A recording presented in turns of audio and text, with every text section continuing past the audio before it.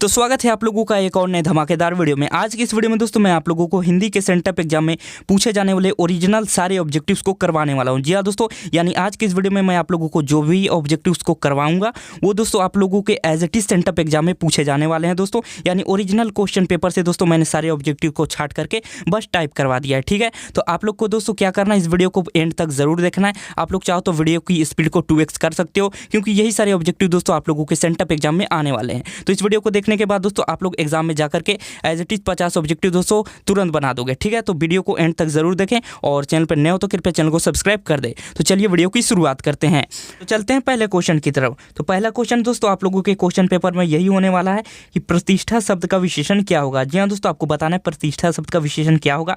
तो इसका जो करेक्ट आंसर हो जाएगा दोस्तों ऑप्शन नंबर सी, प्रतिष्ठित। जी हाँ दोस्तों, प्रतिष्ठा शब्द का जो विशेषण होता है वो प्रतिष्ठित होता है। तो ये आप दोस्तों याद करते चलिए, क्योंकि यही सारे क्वेश्चन आपके आने वाले हैं। दूसरा है दोस्तों पुस्तक शब्द का विशेषण क्या होगा। जी हाँ दोस्तों, पुस्तक शब्द का विशेषण क्या होगा। तो पुस्तक शब्द का जो विशेषण होगा दोस्तों पुस्तक ही है। तो इसका ऑप्शन नंबर ए हमारा करेक्ट हो जाएगा। आप लोग इसे याद करते चलिए। ठीक है, चलते हैं अगले क्वेश्चन की तरफ। अगला क्वेश्चन है दोस्तों नमक शब्द का विशेषण क्या होगा। अब दोस्तों नमक शब्द का विशेषण, तो नमक शब्द का विशेषण दोस्तों हमारा हो जाएगा नमकीन। तो इसका भी ऑप्शन नंबर बी हमारा करेक्ट हो जाएगा। चलते हैं अगले क्वेश्चन की तरफ। अगला क्वेश्चन है दोस्तों दुरात्मा का संधि विच्छेद है। दुरात्मा का संधि विच्छेद बताना है दोस्तों। तो दुरात्मा का संधि विच्छेद जो होता है वो दु प्लस आत्मा, यानी ऑप्शन नंबर डी हमारा बिल्कुल ही करेक्ट हो जाएगा। तो इसे आप लोग याद कर लीजिए। चलते हैं अगले क्वेश्चन की तरफ। अगला क्वेश्चन है दोस्तों निम्नलिखित में कौन सा द्वंद्व समास का एक उदाहरण है। जी हाँ दोस्तों, द्वंद्व समास का उदाहरण क्या है। तो द्वंद्व समास जो होता है दोस्तों उसमें दोनों पद प्रधान होते हैं। तो इसका जो करेक्ट आंसर हो जाएगा दोस्तों हमारा ऑप्शन नंबर डी, शिव और पार्वती। ठीक है, चलते हैं अगले क्वेश्चन की तरफ। अगला क्वेश्चन है दोस्तों पसेरी शब्द में कौन समास है। तो पसेरी जो होता है दोस्तों 5 इकाइयों का एक समूह होता है। तो इसमें जो करेक्ट आंसर हो जाएगा दोस्तों ऑप्शन नंबर ए, द्विगु। जी हाँ दोस्तों, क्योंकि द्विगु में दोस्तों पहला अंक जो होता है वो संख्यावाचक होता है और पसेरी का मतलब होता है दोस्तों 5 शेरों का समूह। ठीक है, तो इसे आपको याद कर लेना है। चलते हैं अगले क्वेश्चन की तरफ। अगला क्वेश्चन है दोस्तों था का उच्चारण स्थल कहाँ है। जी हाँ दोस्तों, यानी था का उच्चारण स्थान कहाँ है। तो इसका जो करेक्ट आंसर हो जाएगा दोस्तों ऑप्शन नंबर डी, दांत। जी हाँ दोस्तों, क्योंकि था जो शब्द है उसका उच्चारण स्थान दांत होता है। ठीक है, चलते हैं अगले क्वेश्चन की तरफ। अगला क्वेश्चन है दोस्तों हमारा गायक शब्द का संधि विच्छेद क्या है। आपको बताना है दोस्तों गायक शब्द का संधि विच्छेद क्या है। इसका जो करेक्ट आंसर हो जाएगा दोस्तों ऑप्शन नंबर सी, गय प्लस अक। जी हाँ दोस्तों, गायक शब्द का जो संधि विच्छेद होता है वो गय प्लस अक होता है। तो आप लोग इसे याद कर लीजिए। ठीक है, चलते हैं अगले क्वेश्चन की तरफ। अगला क्वेश्चन है दोस्तों नूतन ब्रह्मचारी के रचनाकार कौन है। जी हाँ दोस्तों, नूतन ब्रह्मचारी के रचनाकार कौन है। तो इसका जो करेक्ट आंसर हो जाएगा दोस्तों बालकृष्ण भट्ट। तो हमारा ऑप्शन नंबर डी जो है करेक्ट हो जाएगा। तो आपको याद रख लेना है दोस्तों कि बालकृष्ण भट्ट जो थे वो नूतन ब्रह्मचारी के रचनाकार थे। चलते हैं अगले क्वेश्चन की तरफ। अगला क्वेश्चन है दोस्तों जयप्रकाश नारायण के बचपन का नाम क्या था। जी हाँ दोस्तों, यानी जेपी नारायण के बचपन का नाम क्या था। तो इसका जो करेक्ट आंसर हो जाएगा दोस्तों ऑप्शन नंबर डी, बाउल। जी हाँ दोस्तों, बचपन में जेपी नारायण को हम लोग बाउल बोलते थे। हम लोग नहीं दोस्तों, उनके बचपन का नाम बाउल था। ठीक है, चलते हैं अगले क्वेश्चन की तरफ। अगला क्वेश्चन है दोस्तों बर्नार्ड शॉ ने नर को क्या माना है। तो बर्नार्ड शॉ ने दोस्तों नर को अहेर माना है और नारी को दोस्तों अहेरिन माना है। तो इसका जो बी नंबर ऑप्शन है हमारा बिल्कुल ही करेक्ट हो जाएगा। तो आप लोग इसे याद कर लीजिए। चलते हैं अगले क्वेश्चन की तरफ। अगला क्वेश्चन है दोस्तों मालती के पति का नाम क्या था। तो मालती के जो पति का नाम था दोस्तों वो हमारा महेश्वर था। तो इसका ऑप्शन नंबर सी करेक्ट हो जाएगा। आप लोग इसे याद कर लीजिए। चलते हैं अगले क्वेश्चन की तरफ। अगला क्वेश्चन है दोस्तों कुलबीर सिंह और कुलतार सिंह भगत सिंह के कौन थे। तो कुलबीर सिंह और कुलतार सिंह जो थे दोस्तों वो भगत सिंह के भाई थे। तो इसका भी ऑप्शन नंबर सी हमारा करेक्ट हो जाएगा। चलते हैं अगले क्वेश्चन की तरफ। अगला क्वेश्चन है दोस्तों किस रचनाकार का कार्य क्षेत्र बिहार था। तो इसका जो करेक्ट आंसर हो जाएगा दोस्तों जगदीश चंद्र माथुर। जी हाँ दोस्तों, जगदीश चंद्र माथुर का जो कार्य क्षेत्र था वो बिहार था। तो इसे आपको याद कर लेना है।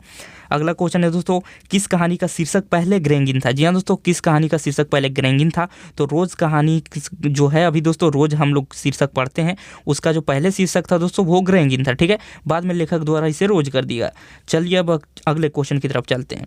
अगला क्वेश्चन है दोस्तों कौन साहित्यकार नई कहानी आंदोलन के प्रमुख हस्ताक्षर थे। तो दोस्तों मोहन राकेश जो थे वो नई कहानी आंदोलन के प्रमुख हस्ताक्षर थे। तो इसे आपको याद कर लेना है। चलते हैं अगले क्वेश्चन की तरफ।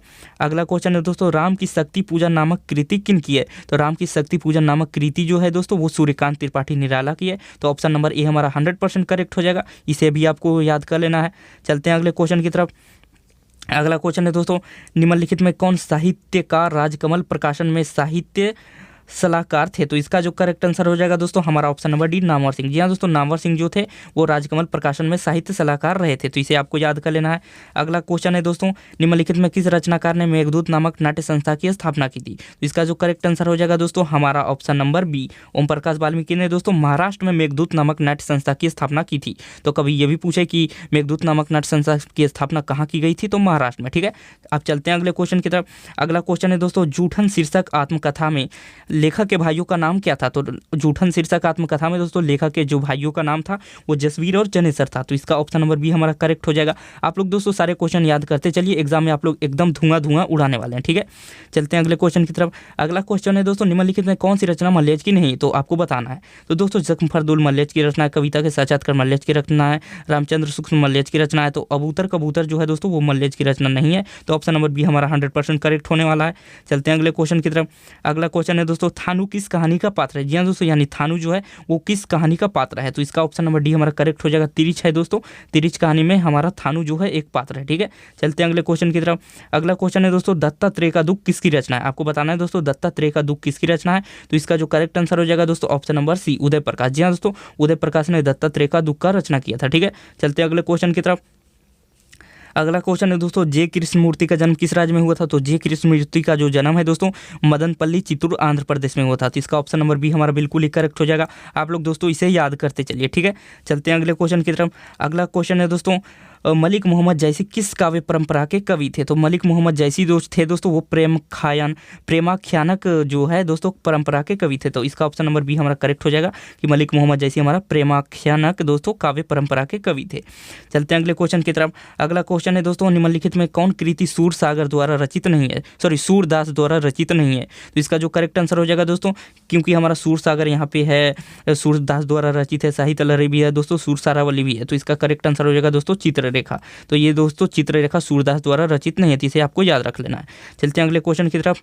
अगला क्वेश्चन है दोस्तों, हनुमान बाहुक नामक कृति किसकी? तो हनुमान नामक बाहुक कृति जो है दोस्तों वो तुलसीदास की है, जिसका ऑप्शन नंबर बी हमारा बिल्कुल करेक्ट हो जाएगा। आप लोग इसे याद करके जाइए। ठीक है, चलते हैं अगले क्वेश्चन की तरफ। अगला क्वेश्चन है दोस्तों, तुलसीदास के गुरु कौन थे? जी हाँ दोस्तों, तुलसीदास के गुरु कौन थे? तुलसीदास के जो गुरु थे दोस्तों नरहरिदास थे, तो इसका ऑप्शन नंबर हमारा सी बिल्कुल करेक्ट हो जाएगा। चलते दोस्तों अगले क्वेश्चन की तरफ। अगला क्वेश्चन है दोस्तों, निम्नलिखित में कौन राम भक्त कवि थे? जी हाँ दोस्तों, निम्नलिखित में कौन कवि राम भक्त थे? तो निम्नलिखित में जो कवि हैं दोस्तों वो हमारे नाभादास, वो भी एक राम भक्त कवि थे, और तुलसीदास भी दोस्तों हमारे राम भक्त कवि थे, तो ये सारे ऑब्जेक्टिव को आपको याद कर लेना है। चलते हैं अगले क्वेश्चन की तरफ। अगला क्वेश्चन दोस्तों, कवि भूषण किस काल के कवि हैं? जी दोस्तों, कवि भूषण किस काल के कवि है? यहाँ पे टाइपिंग में थोड़ा सा एरर हुआ है, आपको बताना है दोस्तों कवि भूषण किस काल के कवि है। इसका ऑप्शन नंबर सी हमारा बिल्कुल करेक्ट हो जाएगा दोस्तों, रीति काल के कवि हैं हमारे भूषण। ठीक है, तो आपको याद कर लेना है। चलते हैं अगले क्वेश्चन की तरफ। अगला क्वेश्चन है दोस्तों, भूषण को कवि भूषण की उपाधि किसने दी थी? तो भूषण को जो कवि भूषण की उपाधि दोस्तों राजा रुद्रशाह ने दी थी। जी हाँ दोस्तों, राजा रुद्रशाह ने यहाँ पे भूषण को कवि भूषण की उपाधि दी थी, तो आपको इसे भी याद कर लेना है। चलते हैं अगले क्वेश्चन की तरफ। अगला क्वेश्चन है दोस्तों, कविता लेखन का आरंभ जयशंकर प्रसाद ने किस भाषा में किया? यानी दोस्तों जयशंकर प्रसाद ने जब शुरू में कविता लिखा था दोस्तों, तो वो किस भाषा में लिखा था? तो वो दोस्तों ब्रज भाषा में लिखा था। ठीक है, तो आपको इसे याद कर लेना है कि ब्रज भाषा में जयशंकर प्रसाद ने कविता लिखा था। ठीक है, चलते हैं अगले क्वेश्चन की तरफ। अगला क्वेश्चन है दोस्तों, इंदु नामक पत्रिका का प्रकाशन किसने किया? तो इंदु नामक पत्रिका का जो प्रकाशन था दोस्तों वो अंबिका प्रसाद ने किया, जो कि दोस्तों जयशंकर प्रसाद के साथ भतीजे थे, तो आपको इसे भी याद कर लेना है।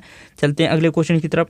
अगला क्वेश्चन है दोस्तों, निम्नलिखित में कौन रचना छायावाद की प्रतिनिधि करता है? आपको बताना है दोस्तों निम्नलिखित में कौन सी रचना है जो छायावाद का प्रतिनिधि करता है, जिसका करेक्ट आंसर हो जाएगा ऑप्शन नंबर डी, कामायनी। ठीक है, चलते हैं अगले क्वेश्चन की तरफ। अगला क्वेश्चन है दोस्तों, स्वाधीनता संघर्ष में सक्रिय भागीदारी किसकी थी? तो इसका भी ऑप्शन नंबर ए हमारा करेक्ट हो जाएगा, सुभद्रा कुमारी चौहान का दोस्तों स्वतंत्रता संघर्ष में सक्रिय भागीदारी रही थी। ठीक है, चलते हैं अगले क्वेश्चन की तरफ।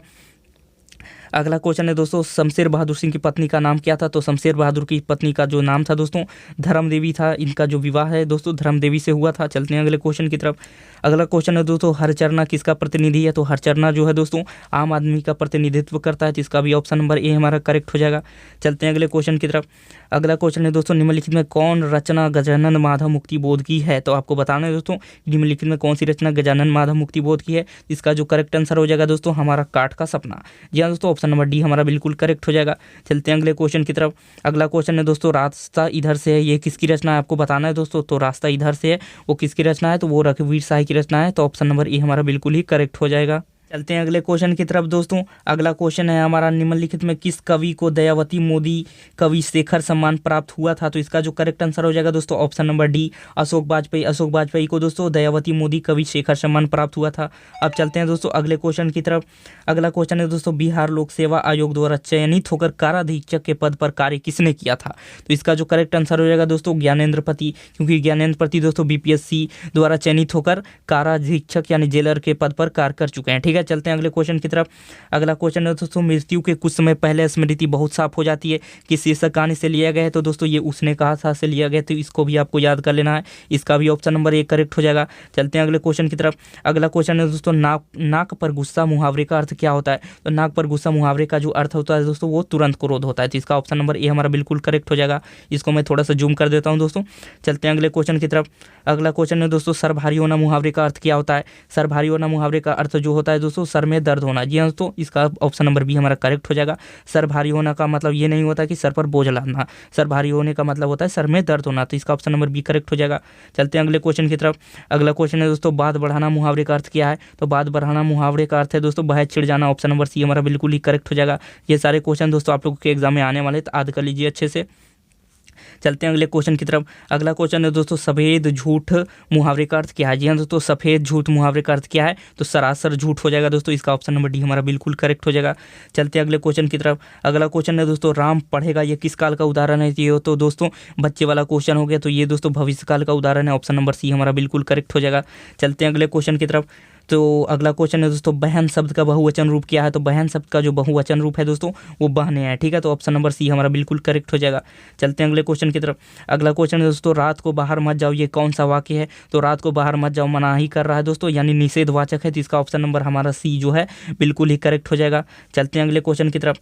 अगला क्वेश्चन है दोस्तों, विराम शब्द में कौन सा उपसर्ग है? तो विराम शब्द में जो उपसर्ग है दोस्तों वो हमारा ऑप्शन नंबर सी वी है। जी हाँ दोस्तों, विराम शब्द में हमारा वी उपसर्ग है, तो ये हमारा option number C option correct हो जाएगा। ठीक है, तो यहाँ पे हमारे सारे क्वेश्चन समाप्त होते हैं। और दोस्तों मैं आप लोगों को सिर्फ 85 क्वेश्चन करवाया हूँ, क्योंकि आप लोगों के एग्जाम में दोस्तों सिर्फ 85 बनाना रहता है। 100 आप लोगों से भले ही पूछे जाते हैं, तो 50 जो मैंने आप लोगों को बताया हूँ दोस्तों वो सारे आप लोग टिक करके आइएगा। और आप लोगों को पहले से भी अगर पता होगा तो उसे भी आप लोग टिक जरूर कर सकते हैं।